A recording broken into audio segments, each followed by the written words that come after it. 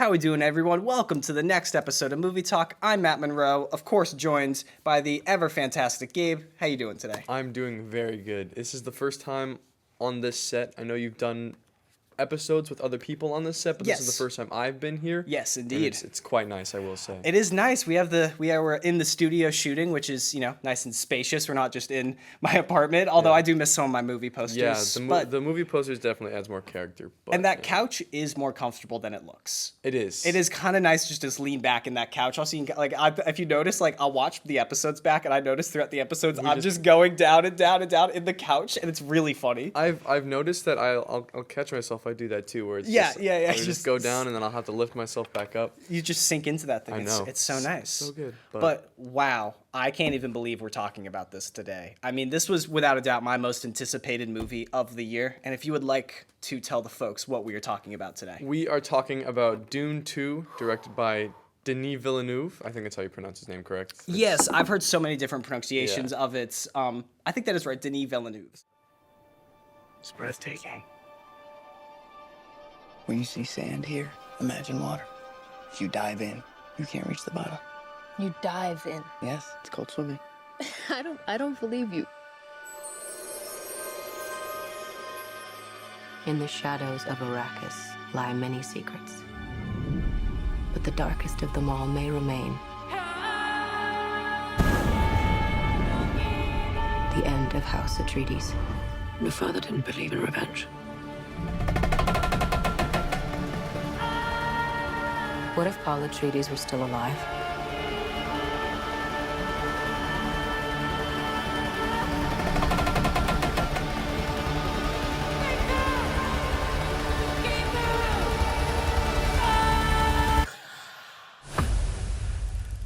The biggest positive for this movie is the director. Absolutely. What this guy has able to do with the movies he's been a part of is insane to me. He can really transform into a genre and know exactly what that movie needs for said genre. Like you look at Prisoners, which is this intense psychological thriller, and you look at Dune, there's some similarities, but Dune's this epic sci-fi. Yeah. But what he brings to each movie is exactly what that movie needs, and it's different. He's willing to adapt to his genre, which is... I have a hard time putting it into words when I watch his movies. This is the only person I watch his movies, and I genuinely am just floored. I don't know how he does some of the things he does. Yeah. Some of the creative decisions are just so incredibly smart that they almost go over my head. And then I have to watch the movie multiple times, and I see it and I think about it more, and I'm like, oh my goodness, there's so much visually happening in the story, letting us know of certain things, whether it's just a character giving another character a slight look, that tells you so much in that single moment. And he's also great at not pounding you with exposition. There's so many times in this movie, it could so easily be like, oh, these are my beliefs, and this is what I believe in, and these are these people, and this is what they believe in, and those are those people, and that's what they believe in. But no, he never does that. He lets the characters' emotions and the visual story tell you how much this means to each person. There's never some big moment where you learn about all of these characters' backstories, like Javier Bardem's character. Yeah. There could have been such a cheesy scene of him sitting around a fire going, when I was a little kid. Yeah. Someone I knew died, and that's why I believe in Misa Hangali. You know what I mean? But they never tell you that. You just feel his belief. The performance he's giving is so strong. You feel every second of it. And that goes all to the director, as well as just the action in this movie. The way he can direct action, which actually is another one of my positives, so I'm going to stay off of it a little bit. But I think the way he frames action, the way he shoots it, and the way the choreography is, it's so fast and quick. It's not like Star Wars, which I love. Star Wars is flashy, it's big, the lightsaber battles are huge.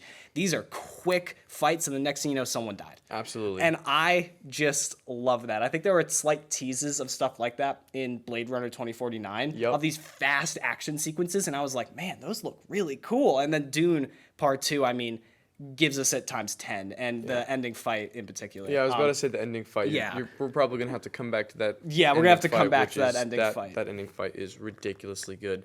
About the director, though. Yeah, so I personally have seen, most of his films. Blade Runner 2049, love that movie. Yeah. You can see a lot of similarities, especially with that, and them both being in the sci-fi genre. Yes. It's like he took Blade Runner 2049 and he almost used it as a demo for Dune and what he can and can't do with sci-fi. Yeah. And he just doubled it. And I wanted to talk about the exposition that you were talking about. Mm-hmm. What's really nice about this film and what he does with it is he doesn't take the first movie and then basically recap it. He essentially he just continues. Yes, And he yes. doesn't ever go back to the first movie. He's like, this is what happened in the last movie, guys. And it's just, no, we're continuing. The story is going to continue. We don't have time for that. It's just going to keep going.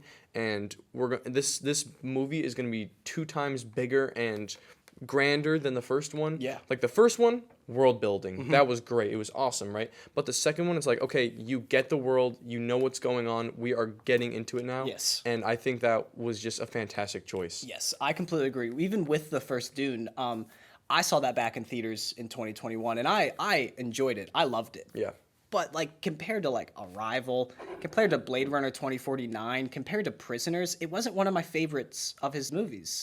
Like it just didn't work for me fully. Like it was good, but I just needed to see part 2 to know if part 1 was building to something spectacular. Yeah. And whoa, yeah, it was like wow, Yeah. like that, like Dune Part 2 really just floored me. Yeah. I don't want to. I might have said it before on this, but I try not to, and I don't really know if there is such thing as a perfect movie. Yeah. But this could be one of the closest I've ever seen to just a absolutely perfect movie. Everything that is intended, the audience picks up on. Yeah. And the intention, it's something I talk about a lot. The intention of a filmmaker, I just think, is huge. And what the intention here is shown and displayed and told beautifully. So beautifully that, I mean, this is one of those movies I think I saw 4 times in theaters. Yes, I just you kept, did. You I did just see kept it. going back to go see Dune Part 2 just to see the worm riding scene in Dude, theaters. oh my God. I've Like- got so much to talk about with Like, that one. oh my That- goodness. Like, just seeing that, like, when I will watch that scene at home, inevitably, it'll be good. I'll love it still. Yeah. It'll be great. But seeing that scene in theaters was just, that's a one-of-a-kind experience. And I think a main reason why that scene worked so well is because I have one of my positives, which just so happens to be the soundtrack. Oh. The soundtrack in this movie is fantastic. Hans Zimmer pulled out all the stops for this one. Yes. I remember hearing that after composing all the music for the first one. Yes, I heard He was this. like, listen, I just want to keep writing. Like, I'm so inspired by this movie Yeah. and I love it so much that even if the second one doesn't get made, I'm still going to write like a soundtrack for a second movie that might not exist. Right. Which I think is just fantastic. Yes. No, And I agree. especially that worm riding scene that you were talking about. And the soundtrack into that scene, It's so good. so good. I think the song itself is called Worm Ride, and I remember. Yeah, I think it is, I too. think you and I were talking about how at some point we listened to the soundtrack and we just came across that one song. Yes. And we just like kept listening Yeah, to it. again and again, because yeah. it's so powerful. Yes. It feels empowering. Going to another positive I have, and it's actually something we brought up slightly, it is the acting. And you can talk about every single performance in this movie, and not one of them is bad. No. I would say it's a little bit, like, I don't know, it got a chuckle out of me when I saw who was playing the king Oh, yeah? in this movie. And I feel like didn't they show that in the trailer? We can talk about that, can't we? yeah, did they show, I'm trying to remember if they showed it in the trailer. I don't think it's too much of a spoiler. I usually say the name because I'm actually blanking on the name. Christopher Walken. Christopher Walken, thank Yeah. you, it's Christopher Walken. Christopher I had Christoph Walken. Waltz in my head. Oh yes, yeah. Well, Christopher Walken is the emperor of the universe. Yes, and it just which, like it's so strange. it's just funny to me a little Yeah. bit. Like he's a great actor. He does such a Absolutely. great job, and he doesn't do the whole Christoph Walken impression until like the end of the movie. I feel like you hear him say something, and Yeah. it made me chuckle a little bit because I've heard too many impressions of that accent or that Yeah. voice to take it seriously. He's just But got still, such a distinguishable voice. Yeah. He doesn't have that as much in this movie, but No, like no. there's parts where it does kind of it come comes out. out. It's really funny. Yeah, it just makes me chuckle a little bit. But that's nothing against the movie. He does a great job. Javier Bardem is just magnificent in this movie, and his belief to Paul. Something I talked about a lot with my brothers after watching it was there was a lot of scenes that my audience was laughing at because of Javier Bardem's delivery Yeah. and almost the commitment to Paul. Yeah. Are we laughing at that because it's a funny performance? Or is it not a funny performance and that commitment to Paul is that strong? And Yeah. us as an audience, we just can't relate to it in today's day and age. Yeah. So we just find it funny. You know, I think it's interesting because that undying commitment to this. I mean, you believe it every second of it. Exactly, I mean, yeah. even the memes that have been going around are really funny about it. They're really good. They're really good. But the actor I want to focus on is Austin Butler. The second he got cast in this movie, I was like, oh, this is gonna be wild. This is gonna be and then I crazy. saw his first picture as Fade Ratha, and I couldn't believe what I was looking at. I mean, did not love his Elvis movie. Really? He was amazing as Elvis. I think that movie had just some other problems. He was the best part of it. His turn in this as this villain, this just ruthless, cold-blooded killer, Yep. is so fun to watch. Yeah. I mean, you don't want to root for him. He's cold-bloodedly killing everybody around him. If one of his henchmen does the single thing wrong, dead. I mean, it's just horrifying to witness. But like, I can't help but just want to see him on screen because it's so captivating. Absolutely. And I don't think this was a huge intention of the director, but this character reminded me a lot of Frieza from Dragon Ball Z. I don't know that. Yeah, I don't know I Frieza. don't know if you are a fan of Dragon Ball Z. No, I'm This not a character reminded me so much. I mean, especially the killing of the henchmen, the family dynamic. I don't know. There's just something about it. I take it Frieza, honestly, is more of a play on the Harkonnens rather than anything because Dragon Ball Z came years after the first Dune. Yeah. But still, I as a huge Dragon Ball Z fan, it was just something I just grabbed onto, and I couldn't help but Really? like even seeing it more times, I was like. I really want to hear if the directors watched Dragon Ball Z and he thought about this because this really reminds me of Frieza. Or Everything maybe- he's doing, Frieza also does in a sense. Maybe Austin Butler is a big fan of Dragon Ball Z and he based That his could be. character off That of it. could be. A lot of actors love anime. Michael B. Jordan Yeah. loves Naruto. Who is the actor for you? Like, I think each of us took an actor to really focus in on. And again, everybody in this movie is so amazing. Zendaya is so amazing. It's just Rebecca Ferguson as Jessica really turns a corner with this movie because her character changes very early on in this movie. Very much so, and yeah. she has to do something completely different than she did in the movie before, and she completely sells it. Like you were saying, all of the actors and actresses, fantastic job. But the one that stood out to me the most was Timothée. Mm-hmm. I know people say Timothy Chalamet, but he pronounces it Timothée. It actually, I think it is properly pronounced Timothée. It's properly pronounced Timothée. I'm saying Timothée just for the sake of things. Timothée Chalamet. Timothée Chalamet. It's a great name. That's a It great is. name. It really is. It rolls off the tongue. Yeah, it does. So watching Wonka and then watching Dune 2 blew my mind because he has so much range Yes. as an actor. And I know you were talking about Austin Butler. He's got a lot of range too, I will Yes, say. yeah. But with Timothée, I just feel like I've seen more of him personally. Like I haven't seen all of Austin Butler's films, but like just seeing Timothée be Wonka then be Paul Atreides, and he like really, like he is Paul Atreides. Yeah. Like I remember walking out of the theater, and I was just like, that was perfect casting. He did a fantastic job, especially those scenes where he's more quiet, he's more timid, and then there's the scenes where he's got to put on this performance for the what are they called? The Fremen. Fremen. Fremen. Yes. Thank you, Fremen. So he has to put on this performance for the Fremen because he is their messiah, and he's scared, but he's going up against this army of Fremen, like hundreds, maybe even thousands of people in this one like cave location. That scene Was so that good. scene is just out of this world. Absolutely. I mean, and speaking of Timothy a little bit, like I said, I liked Dune 1. But Yeah. I still needed to be convinced. Like I needed to see part 2 to like know my actual feelings on part 1. Yeah. Just because I wasn't sure yet. And I was a little bit skeptical of Timothée Chalamet leaving part 1. Not that he did a bad job, but I just know that he's gonna have to command an army and fight Yeah. in these wars. Yep. And is that gonna play off well? And then that scene happens. After it's like almost a moot in a sense of the Fremen. The Fremen. Yes. They say vermin a lot in the movie, Oh, yeah. and that's what keeps screwing Yes, me up. yeah. Yeah. All the Harkonnens refer to him as vermin. But that scene when he can come out and he owns that room. There isn't a Absolutely. single moment of his acting that slips for a second. He is in complete control of everybody in that room, and there's at least thousands of people you see. And there's even a point where he basically just tells them all, like, hey, I can beat you all in single combat and none of you can say a word about it. And of course, these are all warriors. They all stand up, draw their blades, like, what do you mean? Yeah. And then he just owns them all with just saying stuff, and everyone at that moment just bow down. It is one of those scenes in movies that just gives you goosebumps. It's one of those moments in a movie. I hope when he gets nominated for an Oscar, that is what they put up, and that's what they show. That's what because it's that worth needs it. to happen, especially on the big screen in the Oscars. Like, oh my gosh, that'd be so cool. I just want to go see this movie I again. know. I just want to sit. I could just sit just- and watch this movie forever. I think when Paul goes up in front of everybody and he's like, listen, any doubts you have about me, I'm squashing them right now. I am your Messiah. Yeah.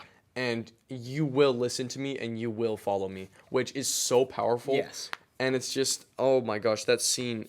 That's a scene that I walked away from the movie and I was like, that was the defining part of the movie for me personally. Yes. So good. Yeah, no, I completely agree. I'm just gonna move on here to one of my next positives, Yeah, and go it's right something ahead. we chatted about just a little bit, but it's the action. Yes. And like I said, when I saw Blade Runner 2049, there was these quick moments of this action that would happen. Like in the opening scene between Dave Bautista and Ryan Gosling. Yes, the absolutely. action is so visceral and fast. I was like, oh man, like It's that's brutal. That's really cool. And then there's another moment earlier in the movie when like someone has a gun to Ryan Gosling's back and he just like grabs it out from behind them, and in like 3 seconds everyone around him is dead and he's got them all. And it's Yes. so satisfying in my opinion. And I was like, after that experience, I was like, wow, I think I might really like this really fast action. Like I hope one day Denis Villeneuve goes out and does make a movie that has this as more of the central part of it. And then I got it. Yeah. And then I got it in Dune Part 2. And the scene that stands out for me, I mean, I can get to the ending fight, but it's like in the first 30 minutes, 40 minutes when you just get a quick moment of Paul taking down a spice, one of the spice harvesters. Spice harvesters, Yes. thank you. How the Fremen take out those spice harvesters by like hiding really close to them, breathing through straws, and at the last second standing up and running. I mean, it's one of the most intense scenes I've ever seen in a movie, and all of the action is so fast, is so well shot. Then you get this great moment of Chani and Paul who take down this helicopter. Yes. And before you get any romance between them, you get this awesome scene where they're working together and they're working well together and they like being with each other, and then you get the romantic stuff. It doesn't just come out of nowhere. Yeah. And that's just something I really appreciate. But going a little bit more back to the action, not having even a lot of blood, but still making the action feel that visceral. Yeah. And then you get to that ending fight. Now, I'm a big Star Wars fan. Yes. You need a good lightsaber battle in the end. I want these lightsaber battles to be insane. I love the prequels personally, unabashedly, and I love the lightsaber battles in the prequels. I think they're really cool and they're insane and they're insanely choreographed as well. And I think it's so fun to watch. And I'd never seen something top the ending of The Phantom Menace. I mean, Darth Maul versus Obi-Wan and Qui-Gon is one of those Absolutely. fights in cinema that even people who don't love the prequels will talk about. I actually went and saw the 25th anniversary of Yes. The Phantom Menace, and Yeah. seeing that in theaters again was just, that moment is so amazing. But this was the one moment, the one time I walked out of a movie and I was like, wow, that was the only thing I've ever seen that's topped The Phantom Menace in terms of the drama, the style, the action, the intensity of that moment of Paul Atreides versus Fade Rotha at the end. It is the quickest fight I've ever seen in my life. It's not sped up. The choreography between these two is just that fast, and they know it that well. I mean, I've watched it on YouTube. The second it came out on YouTube, I've just been watching it and rewinding it. I mean, it's insane. That scene is so strange to me because their fighting is so quick and so fast, but it feels like that scene just draws on forever because of the suspense. Yes. Like you are seeing these two like main characters pretty much. Like Fade Rotha is the villain. Yes. Like he's terrifying, right? And he's been leading this Harkonnen army and he's been like destroying the Fremen, right? And now Paul gets a chance to fight him. And it's like the tension in that fight alone, like the fight itself is probably like 5 minutes or something. Yeah. And most of it is them staring at each other trying to anticipate what their next move is going to be. It's so good. But it's so good. Like even when they're not fighting and you can see what they're thinking about, like what is my next move going to be? It's like a prolonged chess battle. Yeah, that's a great way Like, to describe it. That's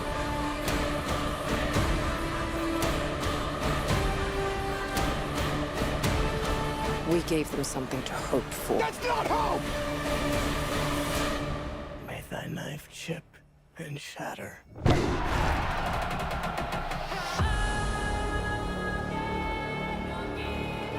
The visual storytelling Denis Villeneuve is able to do is out of this world. I don't think of another director who can get close to it. Yeah. Like, and I don't like.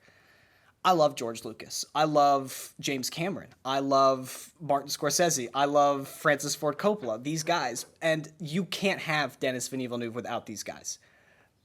But this guy is improving what they all created. Absolutely. And he's taking it to the next step. He is evolving blockbusters. He is evolving what we can know as the summer blockbuster. He's evolving it. And I mean, this movie is the perfect definition of that. And just going to that moment of how intense the visual storytelling is in this action scene and the character moments, the huge character moments that are happening. I mean, I've never seen anything like it. Like, I genuinely haven't. There's movies I love maybe more than this just personally because of nostalgia or other reasons. But this might be one of the most perfect movies I've ever seen. The last positive that I have that I'm going to jump into, I think, is going to be the worms. The worms. The worms. There's no getting around it. Like, you have to get straight to the point. It's the worms. Yeah.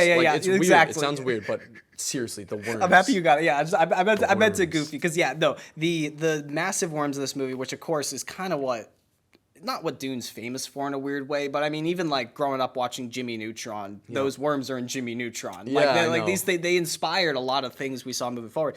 And I remember with the first movie, I was excited to see how the worms were going to be, and they're cool in the first movie. They're more of a tease. You kind of get that one moment at the end where you get to see it all, like staring at Paul and everything. But what they do with them in this movie is just absolutely insane. And what's insane about it is a lot of it's practical. I know. A lot of it is practical. The worm riding scene, other than the wide shots, is actually practical. Paul is on the back of this massive thing that they built, and they're just they're just shooting sand in his face. Really hard. I was watching the behind the scenes. Not a lot of that sand is VFX. That sand when it's brushing in your face, that is hitting Timothée Chalamet directly in the face. Yeah, absolutely. Yeah, and it's insane to watch. I also heard that maybe they did a couple reference shots with water and tried to like match it, and sort of like if they were to use some VFX for this stuff, I heard they maybe like tubing or other things, getting all that water around you would be a similar effect. I just love hearing about that. The dedication of like, all right, we got to create this worm riding scene. How are we going to do it? And that, going back to what I was talking about the director, he invented a practical way to make it work. And the fact that that worm's real, when you see Paul get his hooks onto the side of it, and you see the skin, flap. Flap, and you feel the breath of it, you're like, whoa. Yeah. Like, this is a moving, living creature right now. And like I said, of course, the wide shots are a little bit, are definitely CGI. Wow, I also just got I think this is one of your positives, and I just want to jump into it before we forget, but the cinematography. Yes. The close-ups of this movie are for the actors, the dramatic part of it. You know, to see the facial expressions, how intense this is, how scared they are, and other things. But the wide shots in this movie are for the cinematographer. Absolutely. And the wide shots in this movie, every single time it cuts to a wide shot, it's like a, that's the most beautiful thing I've ever seen in my life. Yeah. I've never seen a shot look that gorgeous in a movie ever. So we ready to move into some negatives? One negative, yes. Yes. What is your one negative? My one negative about this movie, this was the thing that kind of drew me out of it a little bit the most, was the baby scenes. Yes. So I know in the book this actually does happen. Like the mom talks to the baby that she's pregnant with. Yeah, and then exactly. I was saying it earlier. There's usually a little baby with a knife. With the knife, killing people. And the other one, yes, but it's just, I don't know, the choice to do that and like to actually take that from the book. It's not a bad choice, I will say. Like, if it was needed for the story, I understand. The first time it's shown is just random. Yeah. Like, I think it's like it kind of hard cuts. It's like the opening scene. Yeah. The opening shot of the movie after you see the quick opening you get of the Emperor, you cut, and the first thing you see is this baby. Yeah, and it's just, it drew me kind of away from it. I was like, this is kind of weird, but like, I understand why it was done. Yes. It just personally, just for me, I just wasn't the biggest fan. But no, I think that's a great point. I think I disagree and agree with that negative, because I would agree it kind of took me out too, but also I disagree because I get why it's there. Yeah, exactly. And I think the slight adaptation that is there from the killer baby to more of this, I guess we have to see what they do in Dune Messiah. Yeah. Again, I don't think, because you can't do a killer baby without doing a CG baby. And if you go back through all of the movies that have ever tried to do a CG baby like doesn't work. Twilight and other things, it looks horrendous. It doesn't work. It just doesn't work at all. So I hope they avoid it. Please don't do that. Yeah. It just would look silly. Just do a time jump. Yeah, just do a Make it time jump. toddler Yeah, or make something. it make it something. But I think that worked as sort of like a bridge in a sense to like not exactly go that hard into this killer baby idea that the Dune book has. Yeah. But also I do think there's this nice callback to 60s sci-fi with it.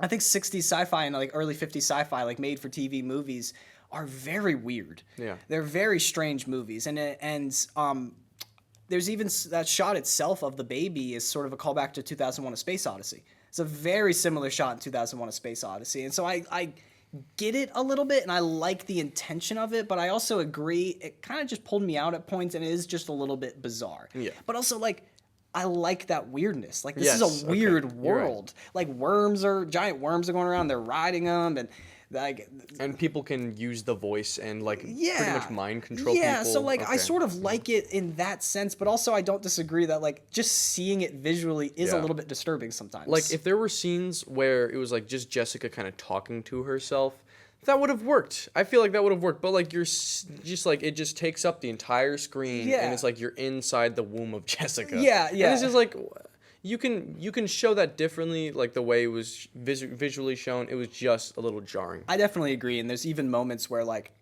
other characters are talking and Jessica's just in the scene and she just is like quiet, and you're like, ugh, it's kind of Yeah, it's great. Like that was great. Yeah, like I loved yeah. when the baby was talking, because the baby has like mind control powers, just like the Bene Gesserit. Mm-hmm. So she's talking to her mother, and it's like the scenes where she's like shushing her child, like it was so good. Yes. And it's like you didn't have to do like the kind of like the interior shots, I guess. Yeah, in a weird way, maybe you didn't. But yeah, no, I'm 50-50 with it. I think I get the choice, but also like I don't love the choice. Yeah, exactly. And so it's just like what can you kind of settle with? Yeah.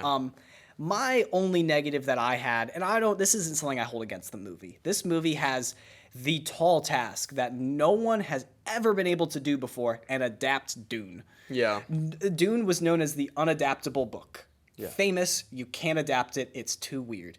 They did it.